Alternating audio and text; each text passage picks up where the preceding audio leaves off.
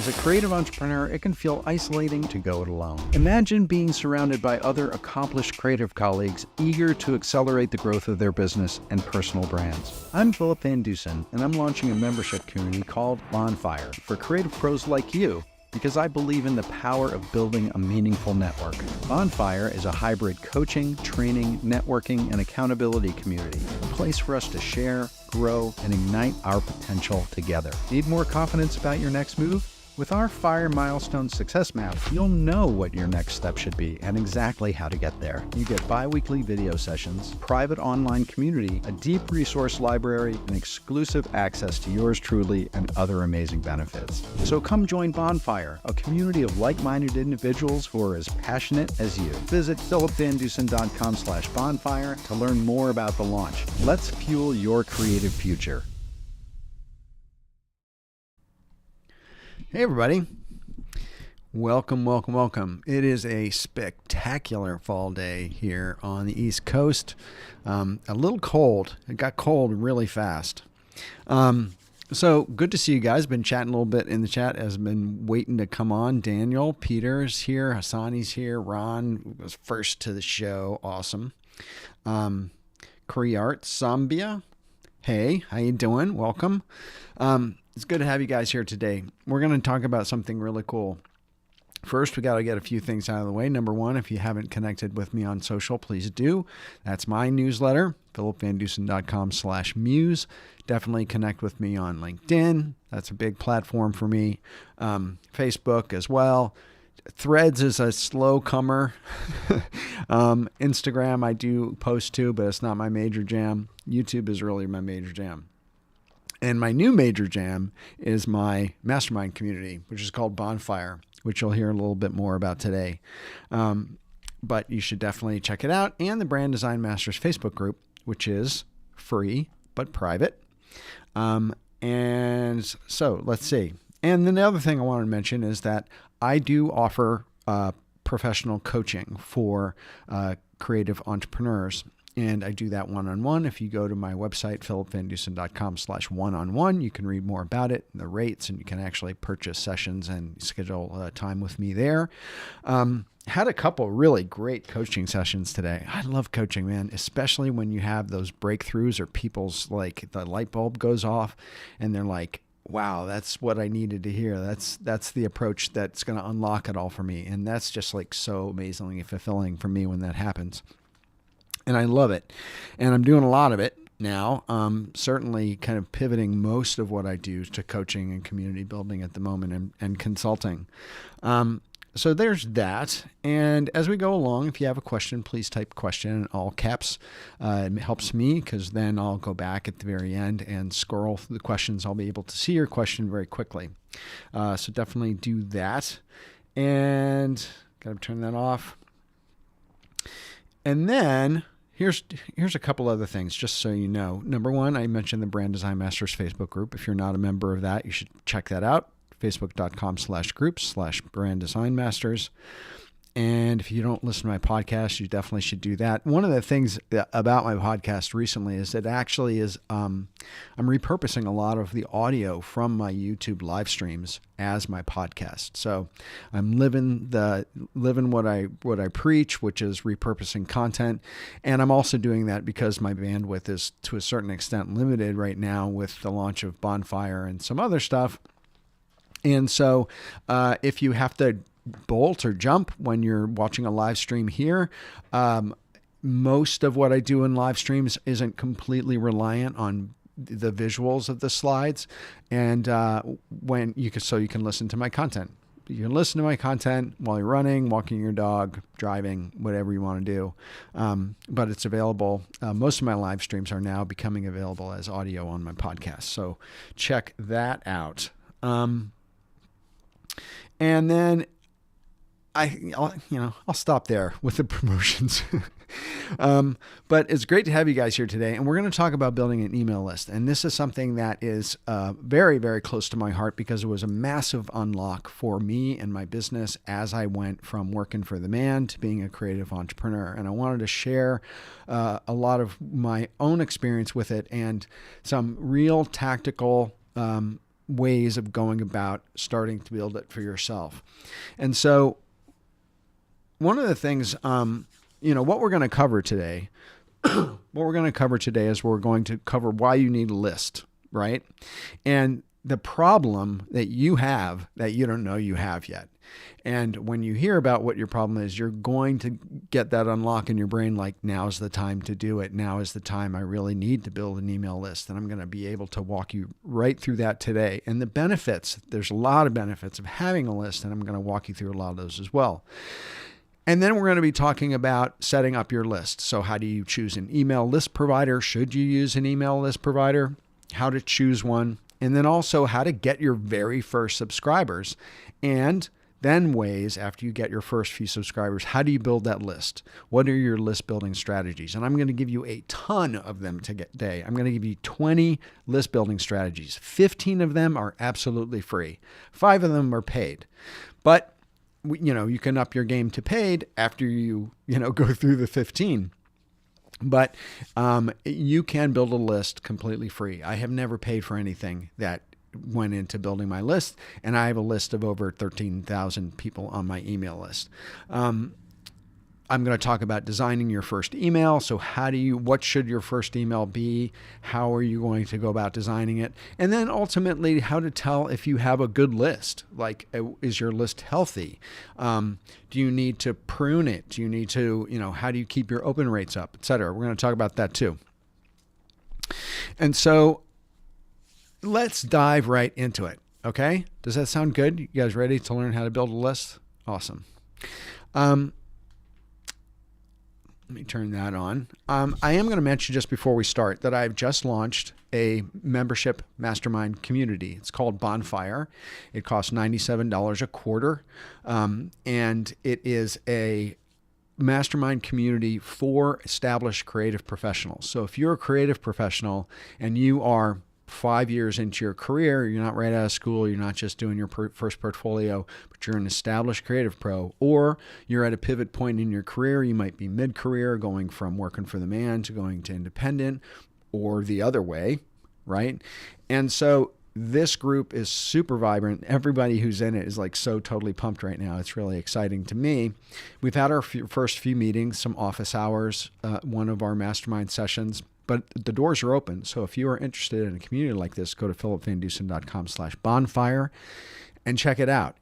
I'll tell you a little bit more about it at the end of this live stream. But I wanted to mention that. So if you want to pop over now, if you had any questions about it, if you take a look at that, I'd happily ask them and answer them right here in this live stream today. So philipvandusen.com/bonfire. So let's talk about email lists.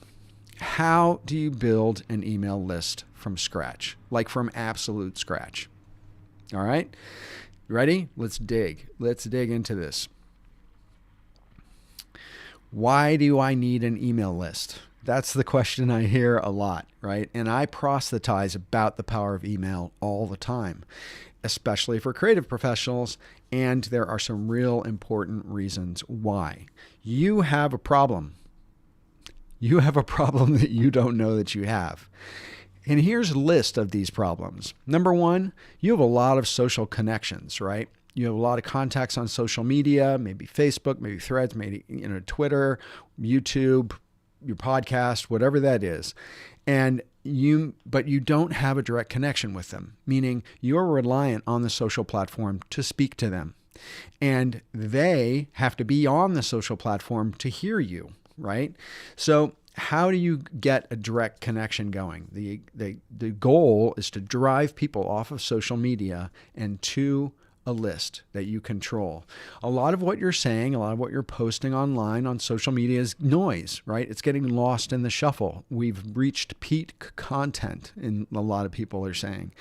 And so in order to be heard, you really have to own your own signal, right? You can't just rely on being on the radio and competing for channels with everybody else. You probably need more clients. So maybe that's a problem that you have. And I hear that a whole lot. You may feel like in order to get clients, you need more brand awareness. You need to have more people know that you exist and what you do and what you offer. Brand awareness of you. and you don't have a channel. You don't have a channel of your own. You're using, the digital real estate of others in order to get your message across. Now, social media relationships, connections are surface connections, right? They are not deep. They are not engaged. They are not, super meaningful. So getting to a deeper level with your connections is a problem that a lot of people have, right? And your content right now, if you're doing content at all, is mostly push. It's not pull, right? You are pushing content out and you're hoping people will see it and hoping it will mean something to people. But you don't have any permission, essentially, to push that content out into people's feeds. They haven't given you explicit permission in order to talk to them. And so that's part of what building an email list will give you. But we're staying still in the problems. The other problem that you have is have no way to communicate with these people en masse, right? You can send people DMs, you can send content out into the digital sphere and hope it gets seen and read, but you have no way to communicate to your audience from multiple social platforms in one place all at the same time. And also you're at risk. Right now, you are at risk if you are relying entirely on social media to message, get in touch with, put out content, become visible to your client prospects or to your peers or colleagues or wherever it is that you're kind of communicating to. And what is that risk? That risk is that the social platform you're on will change hands like Twitter did and turned into a dumpster fire, or like Vine did when Vine, which had relied on 6-second videos and didn't expand their offering, they went poof in a matter of 4 years. And there are people who built $1 million brands on Vine. And then when Vine disintegrated, they were left hanging, and their communities that they had built, their thousands of followers, they had no way of contacting them, right? Google is not successful at everything, right? Google even started Google Plus, a blogging platform. It only lasted 8 years. They never could get traction.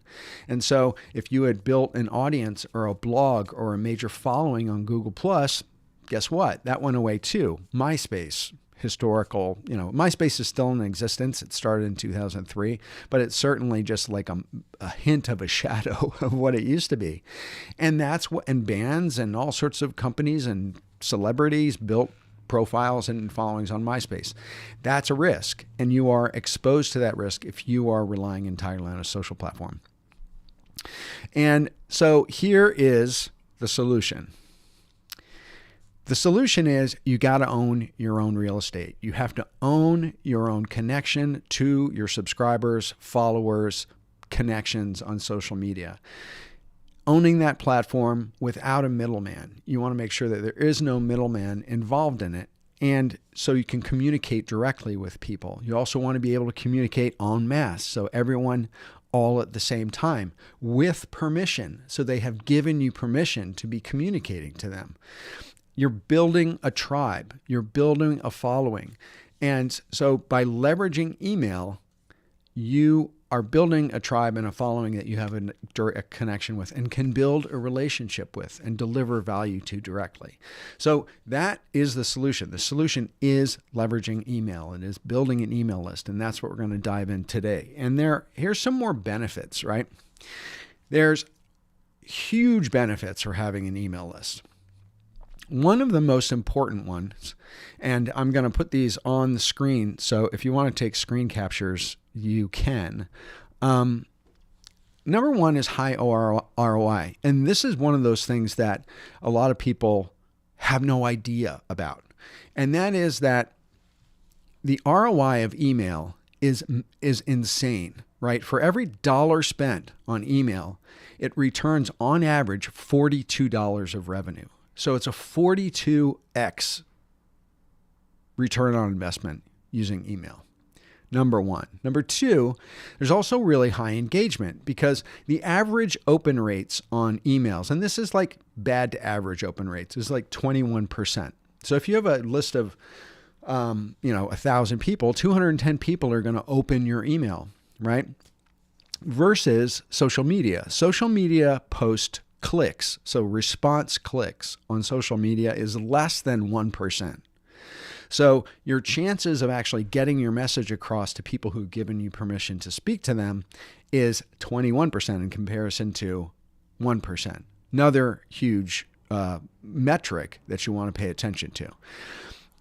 Another thing about a benefit about social media is that you can segment who you're talking to, meaning as you build a list, you can segment those people so you can deliver different messages to different people. So for instance, if you get a list and you're able to segment them through clients or client prospects, maybe you work with small to medium-sized businesses and you have a lot of them that you work with, but you work maybe in 3 specific industries. Maybe you work in real estate and manufacturing and personal brands.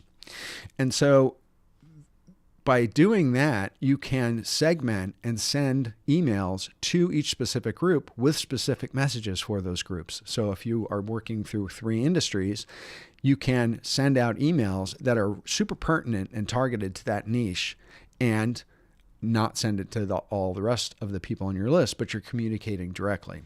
The fourth benefit is idea validation or research. You're able to use an email list for research, to ask questions, to take polls, to get engagement, to have people, hit reply and give you some information.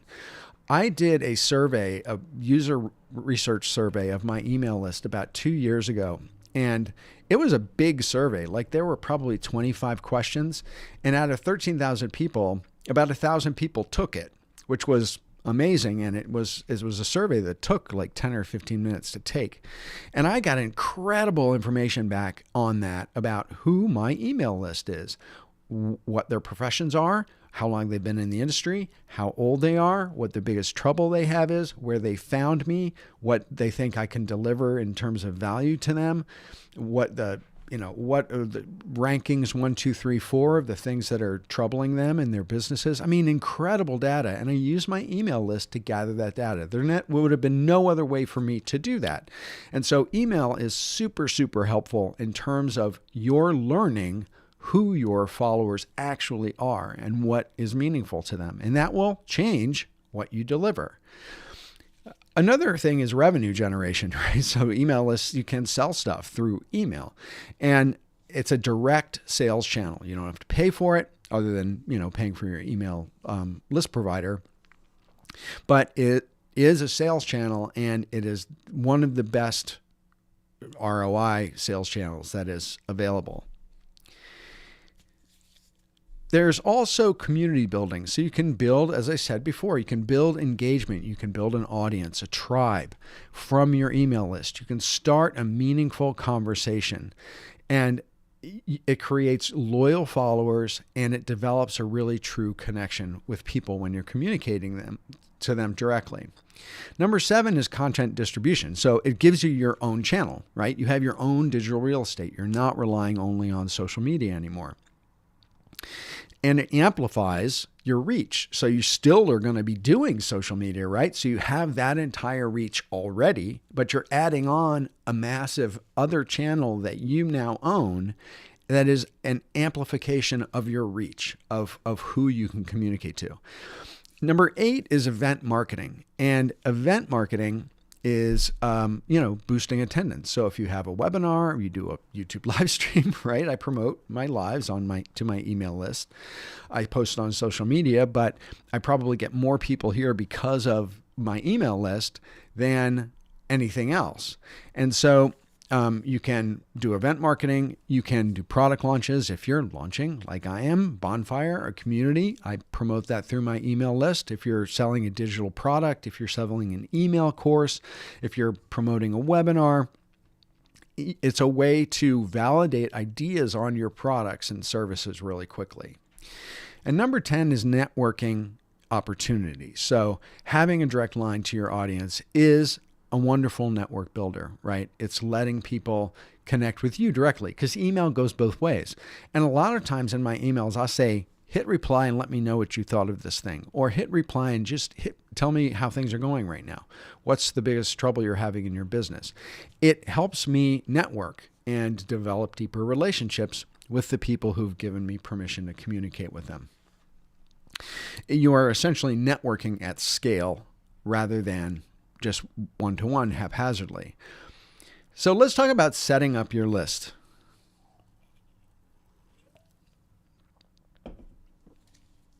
Guys with me? You tracking? Okay. Setting up your email list. The first question that you have to ask yourself and answer is, do I need an email list service provider?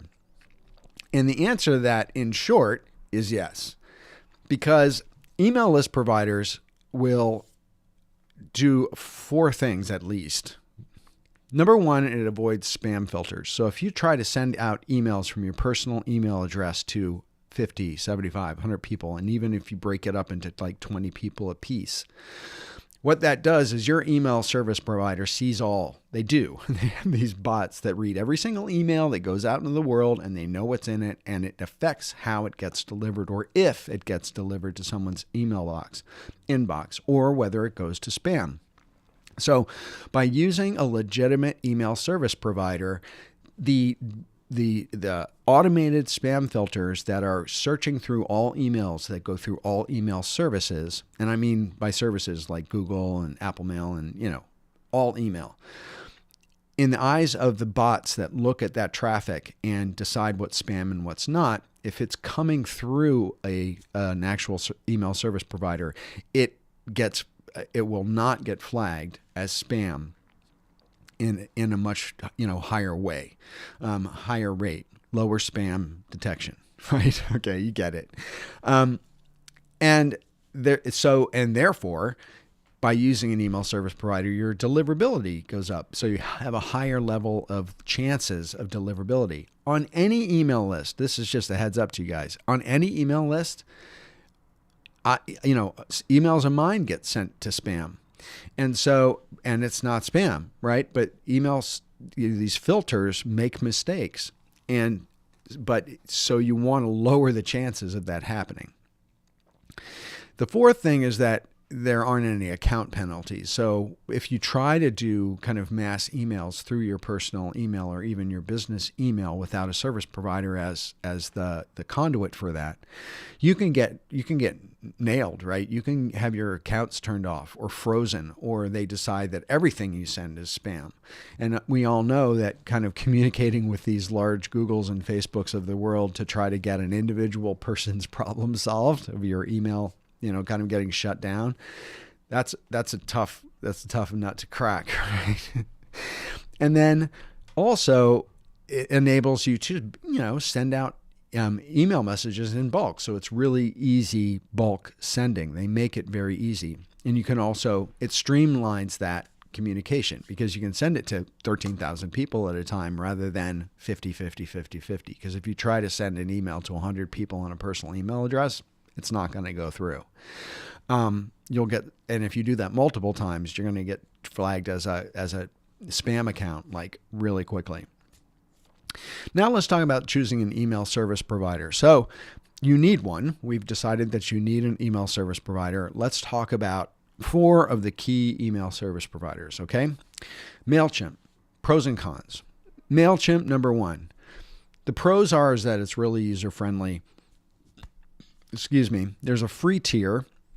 You can have up to 2,000 people on your email address for absolute free and a limit of 10,000 emails a month. So if you have 2,000 contacts, you can send out 5 emails to those 2,000 a month, right? So you can do a lot, especially as you're just starting off on MailChimp. Also, their email builder, aesthetically and design is pretty flexible. And that's one of their kind of better aspects, I think, because I started off on MailChimp and then later went to ConvertKit. And when I went to ConvertKit, I realized actually how good MailChimp's email builder was in terms of design, because ConvertKit's is not. But one of the things you have to keep in mind is the trickier you make your designs on your email, everybody's phone is different. Everyone's desktop is different. Everyone's aspect ratios are different. And the simpler your design is, the more likely it's going to show up the way you want it to show up. The trickier you make it in terms of design, the trickier it is to actually get it to be seen the way you want it to be seen. Number 2, constant contact. Constant contact's pros are, let me go back. MailChimp, one of the cons is that its automation and its the flexibility and user friendliness of its automation is very limited, and its interface is not very clear. It's clunky when it comes to getting to the more elevated needs of sending out emails. All right, constant contact. Constant contact is the pros are they have excellent customer service and they have a really intuitive user interface. The cons are it's slightly higher pricing, meaning you're paying $20 a month for just 500 contacts. And your email list is going to bump over 500 contacts before you know it. And so that sort of pricing, higher pricing on email service providers is something when your list starts growing that you really want to pay attention to. Number 3 is Sendinblue, and Sendinblue has some pros. Their pros are that they have really strong deliverability, so they don't get flagged as spam very often. And it's interesting. It's a pay for what you use pricing, meaning there's no limit on the number of contacts you can have, but there's only a limit on, or you pay for how many emails you send out. So if you have 100,000 people on your email list and you send out 1 email a month, your pricing is going to be based on 100,000. If you have 2,000 and you send out, I'm not even going to do the math, but if you have 2,000 people on your email address and you send out 10 emails a month, then you're talking about 20,000, right? No, I don't. Yes. And then you're only paying for 20,000, so it's all relative, right? But they don't price it towards you're paying for the number of people on your list. I know that was a very convoluted way of describing it. And number 3 is my email service provider, which is ConvertKit. I changed to ConvertKit after 3 years on MailChimp, and I am so glad I did. And one of the reasons why I did is ConvertKit is really built for content creators, and it's actually really great for designers too. It has, as your list gets bigger and your needs of your list, your ability to segment your list or tag people on your list or tag people if they're coming from 5 different lead magnet pages. Like you may want to tag people when they download lead magnet A, and you may want to tag people something else when they download lead magnet B. These are all different pages, and that's going to help you segment your list as they all make their way into your list on your email service provider. And so ConvertKit has super strong ability to segment your list and actually create automations and some of the advanced needs of email, of doing email. And here's the thing, because I went from, the easy to use one, MailChimp, and then as my list got bigger and my needs got more complex, I had to make the very painful move of transporting my list from one to the other and then building up the entire infrastructure of how my list was organized inside a new provider. It would have been so much better if I just gone with the more kind of professional level service provider in the beginning, because I wouldn't have had to deal with that whole kind of jump over. And so that's up to you. Anyway, those are 4 service providers, which I endorse. I endorse all 4 of them. Now, let's get to, say you got an email service provider and you've been convinced that there are huge benefits to having a list, and you've decided, I'm finally going to do it. I'm finally going to get a list, right? How do you get your very, very first subscribers? And when I started my YouTube channel, I actually sent out an email, and it wasn't from an email list. I sent out an email to all my friends and family and colleagues and said, please subscribe to my YouTube channel. You don't have to ever watch one of my videos. I just don't want to be one of those people with like 0 subscribers. And so that kind of treaty to my pathetic, sad kind of like ask of my friends, family, and colleagues got me my first 100 YouTube subscribers. And that was really great. And it got me over that kind of like embarrassment hump. But that's kind of like the same thing with email lists. Like ask your family, your friends, your kids, your coworkers, ex-colleagues, ex-clients to join your email list.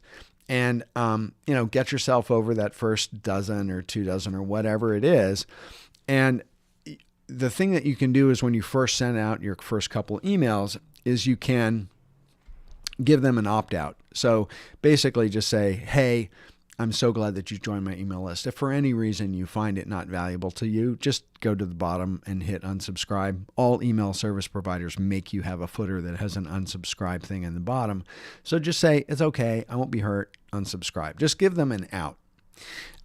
You can also farm your LinkedIn connections. A lot of your LinkedIn connections in their contact section will have their email address. And so you can DM them and say, I'd love to, add you to my list. When I started my list, I'm gonna say it. I went completely rogue and completely guerrilla. And this was back when you could actually download your LinkedIn connections. And I downloaded all my LinkedIn connections. And it was like, 4,000 people. And I added them manually, one by one, to my email list. And when I did it, the first email they got said, you've been a great connection on LinkedIn or a key business partner. I'd love it if you would be interested in my newsletter. If you're not, just hit unsubscribe right now. So I gave them an immediate, obvious opt-out. Now, I did opt them in illegally. I did back even then. But it was like, I wanted to get my business rolling, and I took the chance. And to be honest with you, only about maybe 10% of the 15% of the people opted out. So, you be your own judge about how you want to go about adding those first people. But so the first thing you're going to do is you're going to go through your address book, because people in your address book whose email lists you have, you've already contacted them for one reason or another. So you go through your email list and you manually add them, right? And then you give them that first email opt-out. Another thing you can do is you can export a CSV file from your address book and import it into an email service provider, so it does it like all at once, which saves you a lot of time if you have a lot of people in your address book. You can bulk upload. And then there are also opt-in forms. So you can have an opt-in form on your website. We'll talk more about this in detail, but just adding an opt-in to your email list on a footer or on a pop-up on your website, or having it on your Contact Us page, setting up your website so there's a way for people to opt in. Another thing you can do is on every social, and this is something I encourage people to do anyway, which is on social media. On every social media post that you do, you want to brand it. You want to, have your URL of your agency, maybe a link to your portfolio, definitely a link to your email list. And so that's one of those things you'll institute as soon as you have a provider, and you'll start promoting and giving a way for people to opt in and move from social platforms to your email list. Another thing that you want to do, and getting your first few subscribers, is you want to redo and edit your email signature. So on your email signature, hopefully it has right now links to your portfolio, your website, maybe a contact form. You want to add join my email list as a hot link to your email signature that's going to be attached to the bottom of every single email that you send out. So you have a new prospect, they DM'd you on LinkedIn, you're starting to communicate with each other, you're sending emails to them that have a footer on your signature that says join my email list. Then think about something, and that is that at the beginning, having a small list is actually good. So you don't want to feel embarrassed about the fact that you got 12 people on your email list. If there are 12 people who care about you and see what you're delivering as value, and you can deliver them value, then that's awesome, right? You don't have to have tens of thousands of people on your email list. As Gary Vaynerchuk said, there was this video of this little kid who asked him a question in a Q&A session he had. He said, I have a YouTube channel. He was like 12. He said, Gary, I have a YouTube channel and I have 24 subscribers, but I want to get hundreds. What do I do? And he said, look, if you have having 24 people who care about what you do and watch all of your videos is so much better than having 10,000 and having 150 out of that 10,000 watch your videos. It's not about numbers, it's about engagement. So small is good at the beginning. And the other thing you have to know is unsubs, right? If you have an email list, over time, you will constantly get people unsubscribing. Every email that I send out, I get at least 5 or 10 unsubscribes. For some reason, I hit them on a bad day, or they've just gotten one too many emails from me, and they unsubscribe. And at first, the first few unsubscribes you get, it's like really painful. They don't like me, you know? But then when it comes down to it, what's good about unsubscribers is that they don't want to hear from you. And anyone who doesn't want to hear from you, who's on your email list, is driving down your open rates, and they're driving down your deliverability because you're sending out to a whole lot of people who aren't opening your email. And the email gods see that, right? So unsubscribes are good, but at the beginning, they're very painful. Okay. I'm not going to sugarcoat that. Now let's get into list building strategies. Are you guys tracking with me? Yes. Are you taking notes, taking screen captures? I hope so. All right. Let's get into some email list building strategies. Here are 15 free list building strategies. Number one is a subscription page. So you want to have a subscription page on your website. You want to make it easily visible and easily accessible on your website. So a subscribe page. And in my case, that could be a pop-up, or also definitely in the footer across every page on my website is a subscribe form to my email list, making it easy and visible. And so you want to optimize your site for subscribers. So offer multiple opt-in points that could be on your contact page. Again, like I said, on your footer, having a contact form. It could be a pop-up on your website. It could be, in the center of a page where there's a link to a lead magnet. You want to have multiple places, and you want to optimize your site. You want to take a look at your website and think about, how am I going to optimize this to get subscribers to my email list? And then let's talk about content strategy, because content and strategy, the what I like to call the give to get strategy, using content, giving people something so they join your email list. It is the most effective way to build an email list. People don't voluntarily sign up for email lists without getting something, right? Because they know they're going to be on the receiving end. So you have to have a carrot to get that's a value that's going to give them, have them give you that permission to email them. So the best content strategy for building an email list are lead magnets. And that is offering a resource, a downloadable digital resource that could be a PDF, a checklist, an infographic, a worksheet, a resource, a tool, a template of some sort, a font, could be a sound file, could be a Photoshop template. It can be anything as long as it's of value to the people who are visiting your site.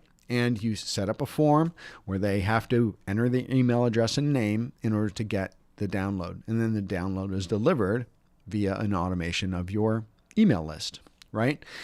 And so that is probably the most powerful way.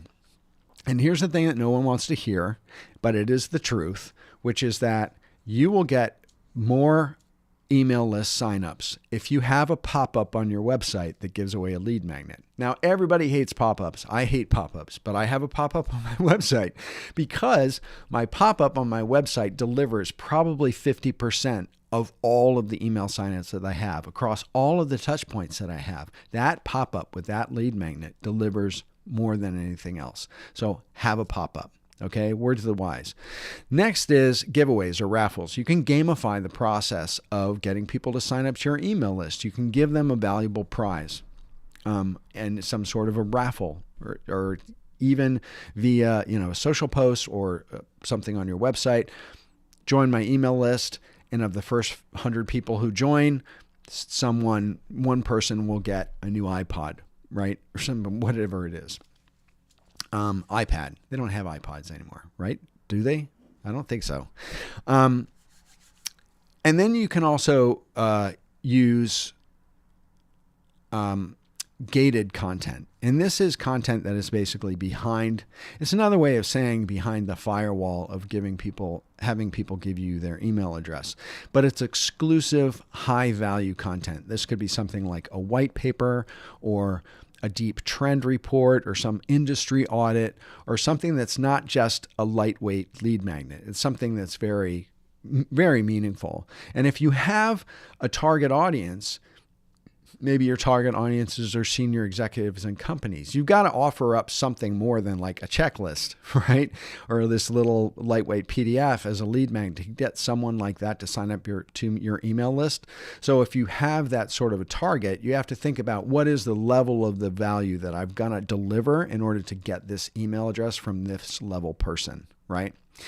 Then there is webinars and lives, and that's like doing a paid, a free webinar where people are giving you their email address in order to sign up for the webinar, and you're giving them value that way. It could be a live stream. It could be a digital seminar, engaging people in real time and getting them that way, or getting connected with them that way, and asking for them to join your email list, which is what I do every single live I do. As you noticed, if you were here at the beginning, I asked you if you had joined my email list. And I get signups almost every live that I do.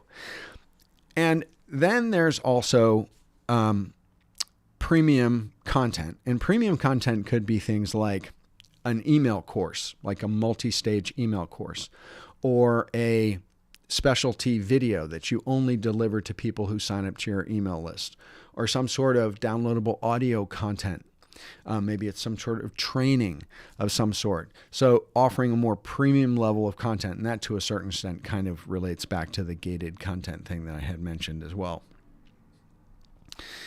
And you can also speak at, I'm sorry, I think I'm a slide ahead. You can speak at live events, right? You can promote your email through speaking.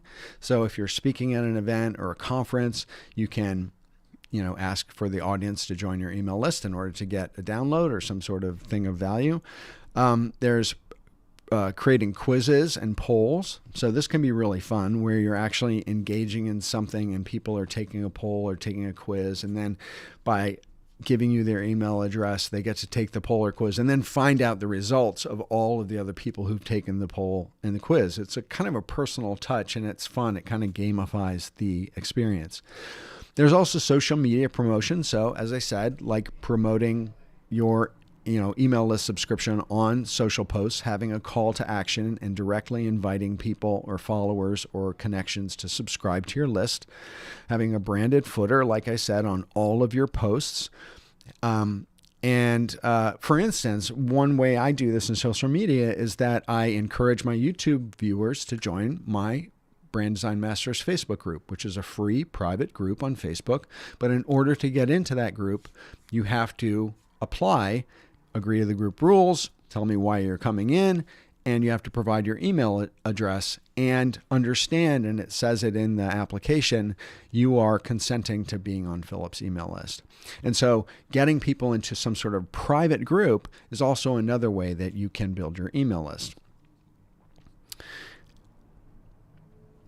And then there's also like encouraging sharing, and that is just saying, when you post, you say, hey, you want to make it really easy for subscribers to share your emails or share your content or share your newsletter. And you can build your subscribership that way, meaning that once you start to send out content to your email list, asking people to share that content with someone that they know. Please forward this to someone who you think would be interested.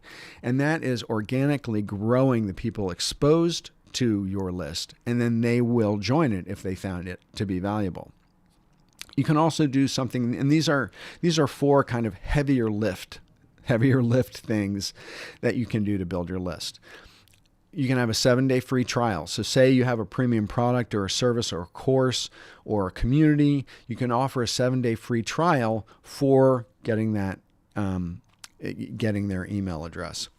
You could start a blog. So long form content with integrated opt-in forms within that content it's a heavier lift because you got to start a blog and you have to start developing a lot of content around it. But what you're doing is you're injecting your email sign up to all of that content, mid content, right? So if you're driving people from LinkedIn through to a blog and they get there and they're reading your blog post and then they come into an email opt-in form and they've really liked your content, that's a way to build your list. And then there's a couple other big heavy lift ones, which are like starting a podcast where you can ask for people to subscribe to your list or go to a website to subscribe. Or you could start a YouTube channel. And actually, between you and me, my YouTube channel and the content that I've put out for 7 years on YouTube has done more to build my list than anything I've done. Meaning all of my videos have cards or annotations that pop up in the video that drive people to my website. They drive people to my newsletter, my sign-up forms, or my website. And when they get to my website, there's a pop-up that offers a lead magnet, or I offer lead magnets. And I offer those in every single video that I do. But as I said, yes, it's a heavier lift starting a YouTube channel and putting out a lot of content in order to build an email list. But one of the reasons why I do that is because I have 180,000 subscribers on YouTube and I have no way of talking to them. I have no way of talking to my subscribers other than doing lives or getting them off YouTube and somehow onto my email list. And so that's the goal. Okay, now let's talk about just 5 paid strategies. So you've exhausted or you're constantly doing the other 15 free strategies that I just told you about building your list. Now you want to invest some money into it. Okay, you can pay. You can pay for ads on Facebook or LinkedIn or Threads. And, but this requires some kind of careful tracking of ROI, your ad spend to how many subscribers you're getting out of it. So you can do it via ads. You can do it through sponsorships. So this is influencer marketing. You can get other people who are influencers and have audiences to promote your content or promote your email list to their audiences. But you're going to have to pay for that. You're going to have to, you can build your list massively if you get a really good influencer who has a high trust level, and you can align your name essentially with their name and they are endorsing you to their audience. That's another paid way around it. You could start, and this is a big heavy lift, which is you can start your own conference. You don't actually have to have a huge conference. You could have a 10-person conference, a 20-person conference, but it's high effort. There is massive reward in starting your own conference, but it's also a way to build your email list. There's also monetized incentives, and this is you're basically paying people to sign up to your list. You could offer discount coupons. You can offer early access to courses or products. You can offer VIP memberships. All of those things are money out of your pocket, but they're getting people onto your list. So essentially, it's offering something that sweetens the deal for them. This is beyond like a free lead magnet. This is something that's of monetary value to them to get them onto your list. And then there's affiliates. And affiliates are when you are paying partners to promote your list or to sell your products or services, which are going to build your email list. And you're paying them a percentage of the revenue that you're taking in for doing that. So those are 5 kind of key. Sorry, I just saw Soul Vig's songs, Hate Threads. Yeah, I know. Threads it's got a lot more soul than Twitter does right now. That's all I'm going to say. And it's they're building the functionality. It started off very weak in terms of robust functionality. But Adam Mosseri, the head of Instagram and now the head of Threads, they're busting their butts to make it a really great platform. So I have hope. I have hope for Threads. Now let's talk about designing your first email. Okay, so you're building your list and you've got a dozen people or 100 people on your list. and you want to send out their first email. So what do you do? Okay. First of all, my recommendation is start simple and small, right? When I first started my newsletter, I was talking to a colleague and I said, I'm going to do this newsletter. I'm going to send it out every week on a Tuesday. And he's like, whoa. He's like, at the most every 2 weeks. He goes, because that week rolls around really fast. And if you have to develop content every week and you're not used to that kind of being that kind of a content engine, that's a heavy lift. And it was the smartest advice I ever got. And I started every 2 weeks. And I tell you, every 2 weeks rolls around really fast when you have a deadline that you've committed to send out some content. So start small, start with just something text, right? And also the other thing is proofread the hell out of it, because you will make mistakes. And every email I send out, I proofread like 20 times. And I still send out things with mistakes, and accept the fact that there are going to be mistakes in your emails, and don't sweat it too much. So send out text only emails at the beginning. They're quick to make. They're a personal touch. And the other thing, because I told you that there are these invisible bots out in the world that determine what's spam and what's not, and there are dozens of them. And they do that by where it's coming from, and they decide what's spammy by what's in the email. Like, these technologies read everything that's in your email. They read the punctuation, they read the words you're using, they read how many capitals there are.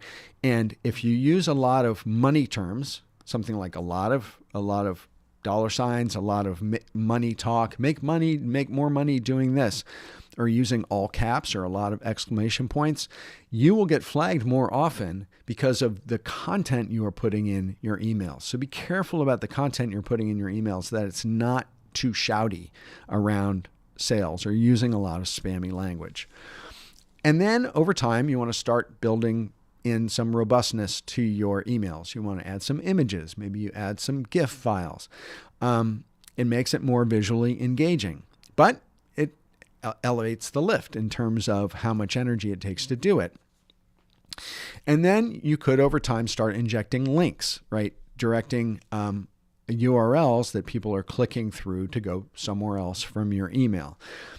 And it directs traffic, but it can overwhelm people if there's too many links in your email. And it also, if you have a whole lot of links in your emails, like say you have a resource list that's got 20 different URLs in it, that's one of those things that spam filters will go, whoa. This looks like a spammy email. Maybe we'll send this to the spam folder. And if you're anything like me, I hardly ever look at my spam folder unless someone has told me they sent me something and I missed it. I'll look in there. But I regularly find things from people that I signed up to their list, or I've given them permission to communicate with me, and I'll find that they're starting to go to spam. And so that's one of those things that just happens, and sometimes it's not your fault. And then eventually build to having some sort of more robust email communication. It could have some links, some images, some text. Maybe it's got some news. Maybe you're promoting something or some piece of content that you're doing, or you're curating content and sharing articles or videos that you think it's important for people to see. Building up to a more comprehensive, time-consuming sort of quality in your emails. That's kind of what I see as the progression of starting to produce content in emails. Now, finally, I want to talk about how do you judge that you have a great list or not, right? How do you judge you now built this list? How do you tell whether it's any good or not? Making sure that you are pruning your list and unsubscribing people who are not reading your emails is a great practice, because it drives your open rates up, and it also keeps your subscriber numbers down, which for the most part, for email service providers, will lessen the amount that you have to pay them to have that list. So you want to keep your email list as tight as possible to the people who are actually engaging with your emails. So some of the things that you look at is you look at opt-ins. So most email lists, they encourage you to have double opt-in. If you don't know what a double opt-in is, that is when someone signs up to your email list, they will then get an email that says, you've signed up to this email list. you have to click this link in order to say yes that you've signed up to it. They're giving you their information on the site, and then they have to double opt in by responding to that first email that they get. A lot of email service providers require you to do this, or you can choose to do it or not. And the thing about it is that if you use it, most of the time you're getting a higher quality subscriber, because people will sometimes just enter their email or name, or give you fake email or name or some sort of burner address in order to get the download. And then that burner address ends up on your email list, and you're paying to have that person there, and it's never going to anybody, and it's not involved in a real person you're ever going to get a relationship with. So you want to, if you can, do double opt-ins. At the beginning, I'll be honest, at the beginning of building my list, I didn't do a double opt-in. So I only did single. So when they signed up, they were on my list, period. But later on, I started to do the double opt-in so I could elevate the quality of my list, because I had more people on it and I wanted to keep the numbers down. And the other thing is, never buy an email list. You see much less of that these days, but some people think, oh, if I buy 1,000 person list or 10,000 person list of people who are in the X industry, that'll jumpstart my business development. I don't recommend buying lists. Another way to tell if you have a good list is you have a high open rate. As I said, generally open rates are about 21%. My email list, I pruned it about 6 months ago, and now my open rates are 35 to 38%, which are very good for my industry. And that shows that my list is pretty healthy. One of the things, though, is that if you're a tech person at all, and I have a couple of super emaily tech people who are in my peer mastermind who have said that a lot of things have happened recently that have been instituted by Apple and other companies that you can't really trust open rates so much anymore, because some of them will, even if you open it, it won't mark it as being opened, or even if they didn't open it, then it says it was opened and read. And so there's all sorts of kind of tech things around privacy and email that's making email open rates less reliable. Just know that in the back of your head. And then another way to tell a healthy list is to have a low unsubscribe rate. And that means that the people who are getting your emails are wanting your emails. And if you are constantly driving tons of people to your email list with low value content lead magnets, you may get a ton of people on your list who just did it for the lead magnet and they're never going to open your email. And if they are unsubscribing, or you are pruning your list and unsubscribing people who haven't opened the last 10 of your emails, then that's a way to kind of judge the quality of your list. It indicates kind of a high audience engagement is having a low unsubscribe rate. High deliverability, not ending up in the spam folder. Using AI and analytics to get your emails into the inbox and not flagged as spam is smart and a great way to tell that your list is healthy. Another is that your list is easily segmented. So you're able to tell who people are, and that you're segmenting your list and sending out targeted messages to segments of your list when necessary. And finally, are they engaged? Is it a two-way conversation? Is no one responding when you say, hey, hit reply to this email and let me know what you think about X, or let me know what you think about what I just wrote? If there's no back and forth, then your email list isn't terribly healthy. And one of the things you should also know is that your email list service provider, if they see that you're sending out emails and that you're not getting any back from people, and that it's a completely one-way conversation, they actually will lower your deliverability rate. If you are instead sending out a lot of emails, but then you're getting emails back from those people, and then you're responding to those emails, and they can see that there's this conversation going, your deliverability rates will go up. That's something I learned just a couple of years ago from one of my techie email people, is that whenever you get someone responding to your emails, you want to respond back to them. So it shows your email service provider that you're in a relationship. So anyway, so that's that. So with that said, join my list, right? Go to philipvandusen.com/muse and join my email list. And you will get all sorts of awesome, valuable things from me. You'll also, at the moment, hear more about BONFIRE, but there's also a lot of different lead magnets and stuff on my list. And I send a lot of valuable stuff in my newsletters. So if you're interested in that and the value that I deliver here on YouTube, if you sign up to my list, you'll be guaranteed to know exactly what I'm doing, everywhere I'm doing it, and get more value that way. Now, as I said, I just launched this mastermind community called BONFIRE, which is for established creative pros, and it is so awesome. And I know that there's some people who are in the chat right now who are part of BONFIRE.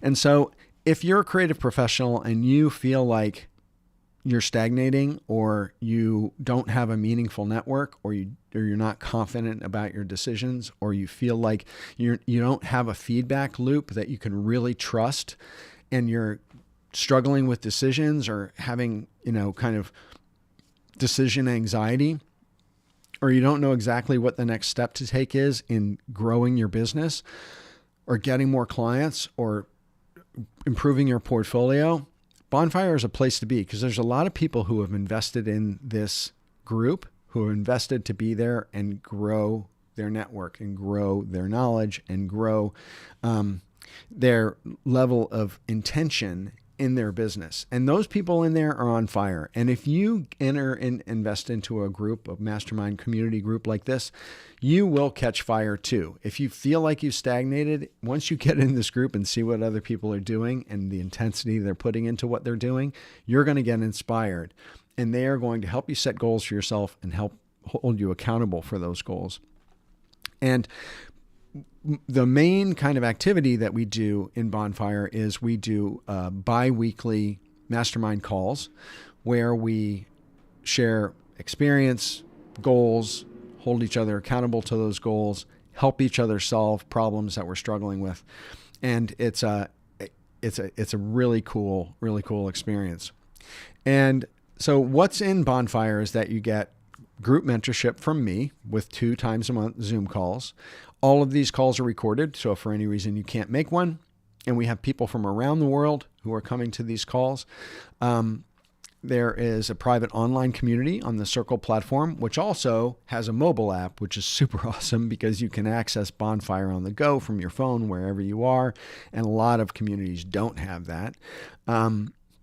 You'll get feedback and accountability from peers and build new network relationships that will be truly meaningful and have impact on your business. And then there's also the FIRE milestones, which is a success map that's kind of linked to this massive resource library.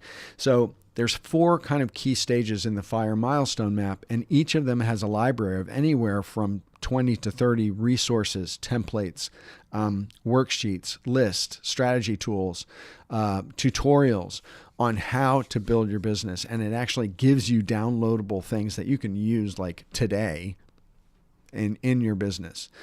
I also am hosting office hours a couple times a month, and that's when just anybody who wants to come from the group and hang out on Zoom and have coffee and chit chat. We just had one this week on Monday, and it was super, super fun and really engaging, and it seemed like people really liked it. And then you'll get discounted access to my Brand Strategy 101 course. And also, if you take that Brand Strategy 101 course, if that's something you're into, you're then in that group with me, and you can get direct mentoring with me on how to institute and implement that brand strategy practice inside your practice. So it's basically going to be ongoing coaching for you to use that information and to kind of get it going and start making revenue around brand strategy. And then I'm also going to have some visiting experts come in periodically and share experience and knowledge with the group. And this is just like a smattering of some of the resource library that's available and all the downloads that are there. A little hint into the aesthetic of it, what the aesthetic of BONFIRE looks like. And as I said, it's $97 a month. I think I can do this. Yeah. It's $97 a month, paid quarterly. And then there's another added level called the Guild, which meets 4 times a month, and it's a smaller group, and that is $297 a month. And then there is one-on-one retainer mentorship with me if you want to go to the level of having a direct mentorship relationship with me. But if you're into the group coaching and mastermind thing, it's $97 a month. The doors are open right now. You can go to philipvandusen.com /bonfire and join today. And you can be in there and access it in 15 minutes. And I'll be there because I'll be having this live. So Bonfire is really cool. You should definitely come check it out. And if you don't think it's right for you, if you know somebody who is an established creative professional who needs a bigger network or needs motivation, needs peer support, needs mentorship from someone of, with my experience, send them over to Bonfire. I think that they will thank you for that. It's a really, really great and proven concept. Some of the people who are here in chat are actually members of Bonfire. Daniel Hagee is, and he's digging it. I know Peter Lewis is there in the background somewhere, and he is as well. There are a lot of really smart and talented people in this group who you will benefit being next to, because they're going to light you on fire, and you're going to bring some of your valuable experience to that group and your energy to the group, and you are going to be infected with the energy and knowledge and experience of the dynamic of this group. So come and join. The thing about it that I have to just drive home with folks is that a lot of times, most businesses spend anywhere from 15 to 20% of their gross revenue, and they invest it back into their business. And when we as creative professionals are talking to our clients, a lot of times what we're saying is invest in branding, invest in video, invest in copywriting, invest in a website to grow your business, right? You're asking them to invest in something to grow their business. But when was the last time you as a creative professional actually spent money to invest back into your business? Right? Other than paying like your Adobe Creative Suite subscription. Maybe you went to a conference, right? What did that conference cost you? $1,500 to get in, $1,500 for travel and hotels. Maybe you were in for $3,000 or $4,000 to go to a conference. You could join Bonfire and be in there for 3 or 4 years and never spend that, right? And so the kind of investment that this is monetarily and the value that you're going to get out of it dwarfs any other investment that you could make. I absolutely guarantee you that. And we as creatives have to invest in order to grow and improve. And so the other thing to keep in mind is that the other people who are in this group have invested to be there. So it's not like a free Facebook group where everyone's kind of showing up like once in a while, and they may make use of it, they may not, and then they'll post something and then they'll disappear for 3 months. You can't build relationships that way. You can't build meaningful network connections that way. It's not a free group. People who are in this group are investing to be there, and they are putting their back into being there. They're showing up. They're doing the work. They're setting goals. They're participating. It's an active group, right? It's something totally different from any free group or forum, LinkedIn, whatever that you've been a member of. It's not the same thing at all. So if you're ready to take it to the next level and bulletproof your creative career, this is the place to be. So definitely go check out Bonfire. And I don't know that I wasn't really watching chat too much, but I don't know that I saw a whole bunch of questions come in. But if anyone has a question, I'll hang out for a few more minutes and do some Q&A. But if not, I hope you totally enjoyed this little primer on starting an email list from scratch. I'd love to hear from you in the chat if you felt that it was valuable, you took something away from it. I think it was pretty packed full of a lot of information. When I was putting it together, I'm like, wow, these are a lot of bullet points on these slides. But I think that I think that there was a lot of great content here, and I'm hoping that you feel that way too. If you do, please pop into the comments and say so. And I will play my funky outro music. So I'll give it just a couple seconds in case any other questions come in about this, about the content of starting an email list. I'd be happy to answer them for you. I know I've kind of run over my usual hour. Daniel Hagee says, invest in yourself and invest in your business. Daniel, I'm not paying him to say that. He's a member of Bonfire and he is working it. And Peter Lewis is also a member of Bonfire. He says, this is the best personal business development investment you will ever make. And these are two people who are in it, and they are not affiliates. They're not getting anything out of this. And I didn't tell them to be here. They're just showing up because they're doing the work. And I champion that, and I support them, and I do everything that I can to help them in their businesses. So if you see the free content that I'm giving away here on YouTube, and you've maybe been following my channel or my videos for a while, and you see the value that I put out there for people, you can know that I 10x that intensity and that focus and that transparency and that coaching inside Bonfire. Like, I give a certain amount out there for free, but I really put my back into it for Bonfire, for my people and for my community there.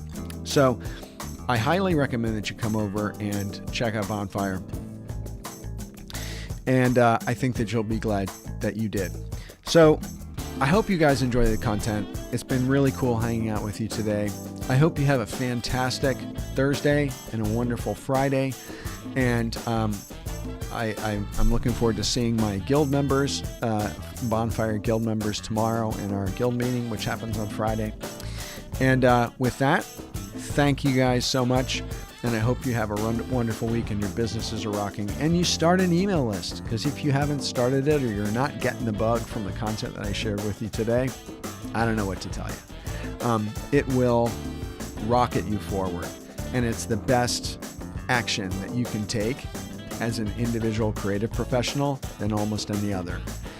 The one thing I will leave you with is that I would say probably only, I'm going to guess and say probably only 2 to maximum 5% of working creative professionals have an email list. So if you do, or you start building one, you are already segmenting yourself heads and shoulders above a lot of your competition. And you have to think about your competition and what it is that you do in this very competitive business environment that we are in. So roll that over in your head. And then if you need help kind of getting this together and you want to set some goals and start building an email list, pop over into Bonfire and we will hold your hand through the entire process. All right, guys, this has been awesome. Have an awesome day, and I will be going live probably once or twice next week. So get on my email list and keep your eyes open for my next live. And with that, have a great day.